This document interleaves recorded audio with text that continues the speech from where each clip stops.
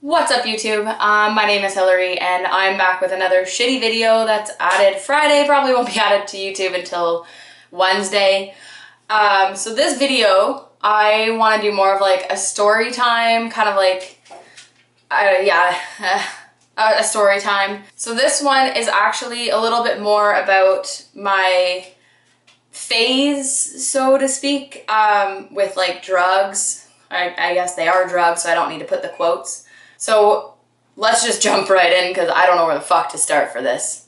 So when I was living in Toronto, I was really into partying. I got into the kind of like the wrong crowd, so to speak. I would go raving almost every other weekend because I did work at a nightclub.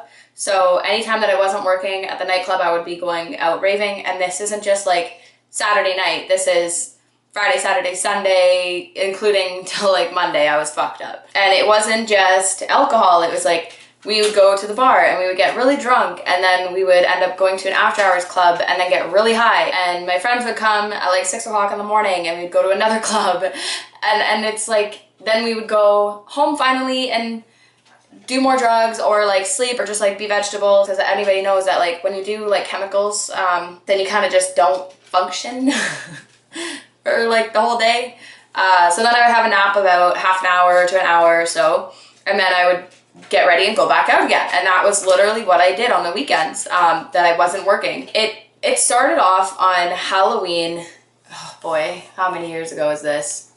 It was a Halloween that I lived in Toronto, so I don't remember what year it was, but it was the Halloween that I lived in Toronto. So Halloween, I was hanging out with my friends, and there was like some new people that were part of our group that I didn't know, and then they were all like, "Oh, look, we're doing Molly, like I'm having such a great time," and I was like, "No."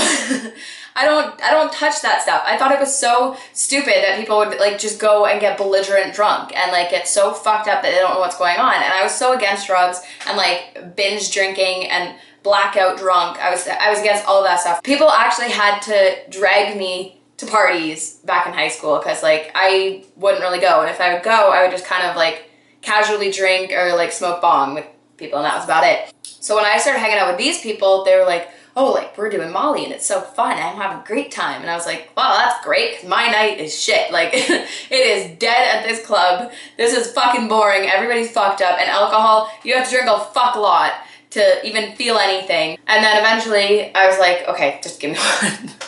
It wasn't even like eventually. It wasn't even like they seriously like talked me into it. It was just kind of like, "Do you want one? Like I have one if you want one." And I was like, "Oh, okay."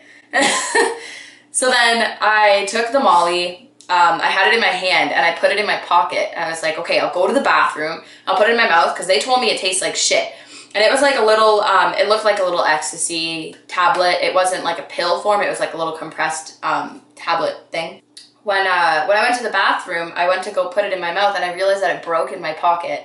So I was like, "Oh, fuck, okay." So then I couldn't go and put it in my mouth and go and take a sip of water because it was like all crumbled in my hand by the time I pulled it out of my pocket. So I literally just licked the Molly right off the palm of my hand, and that was the most disgusting thing I have ever tried because it was so fucking chemically and salty and just bitter, and it was disgusting. It was absolutely disgusting. And I was like, "Okay, I don't know if this works. Like, I just licked it off my hand. This sucks. I have drugs in my pocket now." And I went back out and I was like, "It broke in my pocket." So like, okay, here's another one. Being in my whole phase, I know that you don't ever mix. You don't ever mix chemicals like ecstasy or anything like that with drinking because it just counteracts it and it makes you feel really sick. I didn't know that at the time, and this was my first time, and I don't even think the first one really kicked in, to be honest. But when I took that second one, I took it with some alcohol and I had like 1 or 2 drinks that night, and that was it. And then it was like, honestly, it was a new fucking feeling because I was like, "Holy shit, like I could just hang out with anybody." And I usually just kind of stand there and I have the resting bitch look face on my face the whole time, unless I'm like talking to people I know. But I was like going up to everybody and I was just talking to everybody, and I made friends with this guy Daniel, and we like danced all night, and it was like a great fucking time. And then that was it. That was that night that just kind of my whole life went down. Just down. It wasn't bad though, because when my friends would come up, we would go out, like my roommate and I would go out and we would pop a molly or whatever. I know probably there's like 12-year-olds watching this, but anyways, we would like pop a molly or whatever, and then we would get ready, and it takes like about 45 minutes to an hour to kick in, and then by the time it kicks in, we're like good to go to the club or go to the bar, or we would do it on our way so that by the time we got into the bar or the club, that it would finally hit us. And then it started turning into like every other weekend pretty much, or anytime that I didn't work, and it was literally like Friday, Saturday, Sunday night, 3 days in a row. And when you're on Molly or like anything like that, you don't eat, you have no appetite, your body is like really drained and you become very zombie the next day, but your mind doesn't let you go to sleep, so it's really hard to sleep. So I wasn't sleeping, I wasn't eating properly, I was just on drugs, and then because I would do a three-day banger the whole time, I ended up getting really sick. So I would end up having like a cold because of my lack of sleep and taking care of my body and stuff. Yeah, it just got really bad. I got really, really skinny because I wasn't eating properly and because I was kind of starving myself for those 3 days. And people started noticing that was happening, and they're like, are you okay? Like, you look really skinny. And I knew that I was like a thinner person, but I never really saw how drastically skinny I was getting until I look back at photos now and I'm like, holy shit, like I was tiny. Like my legs are getting fatter now because I'm not doing anything, but my legs were like ripped because I was constantly dancing at these clubs, and like I was sweating, so I was doing like cardio at the club pretty much, and it was like lack of eating and like all this shit, drinking a lot of water, which is kind of a good thing, but it was like I was getting way too skinny, and it started really fucking me up mentally. And there's always like vitamins and stuff that you can take the day after you do chemicals, and they just kind of like flush stuff out and help balance out your chemical levels in your brain again. But for the chemical balance in your brain, it takes like 3 to 4 months for that to actually go back to normal after you've stopped using the drugs. So for me, I noticed that since Molly is a huge upper and alcohol is a huge downer, I would always want to be on the uppers. But that meant that I wasn't eating, I wasn't sleeping, and I was getting really skinny and really sick. And it was a vicious cycle that I was kind of trapped in because I was so caught up in this exciting lifestyle that the night never ended, and that even though this club closed, there was always this one that was open right after, and then my friends came down at 6 in the morning, and then we would hang out at the house and we'd go do stuff during the day, and then we would have a nap, like a power nap, eat dinner, and then get going again. And I was in that cycle, and I was spending so much money on these fucking clubs and stuff. Like, I don't even know where all my money went in Toronto because I literally just like threw it out the door to all the drugs and the alcohol and the entrance fees and the line bypass and like paying for other people's drinks and all this shit. It was fucked. Like, it literally took over my life. And I went to a bunch of like rave events and stuff. I never went to like anyone big like Veld, or I went to Digital Dreams once, and that was shitty because the Saturday it got canceled because of rain, so we went Sunday and we had VIP passes, and they were like $200 or $300 tickets for VIP. We went to VIP and we went like 2 hours left of the event because my roommate and I, we were kind of like, this was the morning after going to a bar, so we went to a bar and we were kind of hungover, and then we just kind of got all emotional and talked about like personal shit, and then we're like, holy fuck, we should probably go to Digital Dreams because we didn't even go. So then we went at like 9, it was done at 11. So I went for 2 hours. I paid $300 for 2 hours, and it was good for those 2 hours. But other than that, like, I don't really want to put my money into that kind of stuff. I went to Ever After for I think the 3 years. I think it's been going on for 3 years now. I went every single year so far. I'm not going this year though. I would go to rave events. I would go to Sensation White. I went to Sensation White, if anyone remembers that. That was at the Rogers Center. That was dope. That was 40,000 people. Everyone was dressed in white. Everything would glow in the dark, and they would give you wristbands that would flash different colors based on the DJ's bass levels.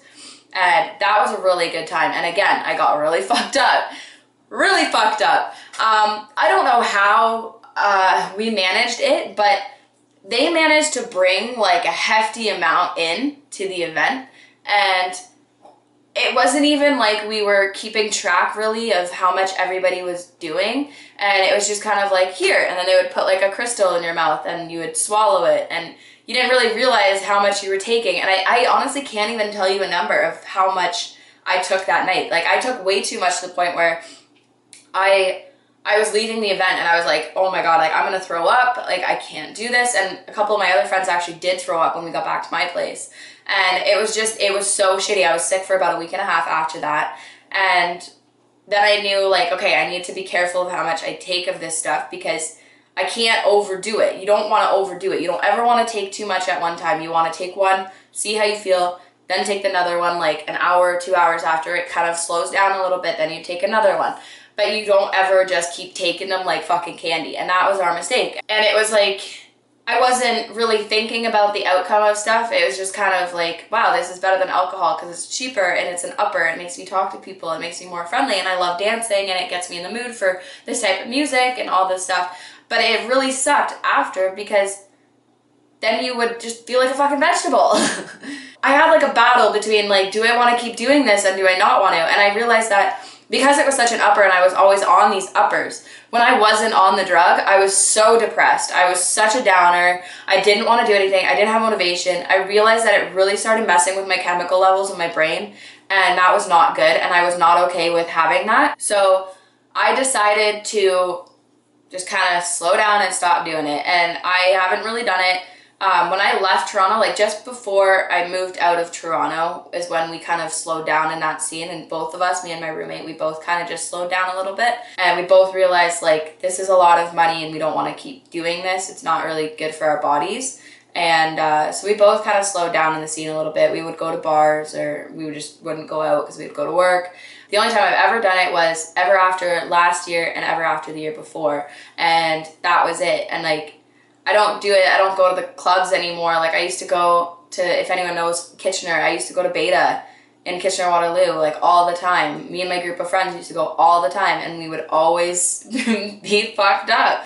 And everybody loved us and loved hanging out with us because we were so positive, and we would just dance and talk to everybody, and we were like the regulars, and it was cool to have that experience of everybody wanting to be your friend, but it was everybody wanted to be your friend for the wrong reasons. And just the fact that I was getting really skinny too, it just, it sucked. So I advise you, if you're gonna like, let me start that again. I'm not gonna try to encourage people to do drugs.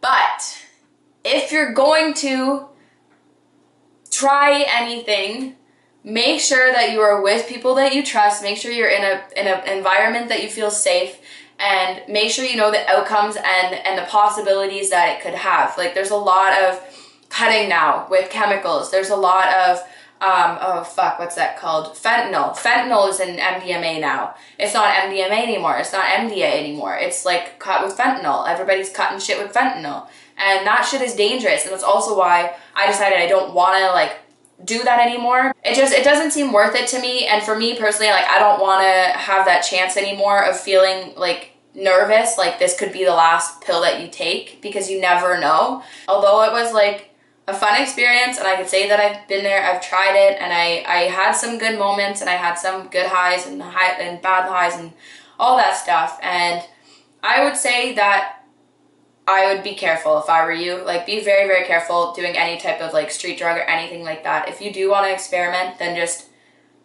really do your research, because even a lot of people don't understand. There's a difference between MDA and MDMA. And a lot of people put Molly as like the whole category, but there really is a difference, and you need to know exactly what's in it and the possibilities.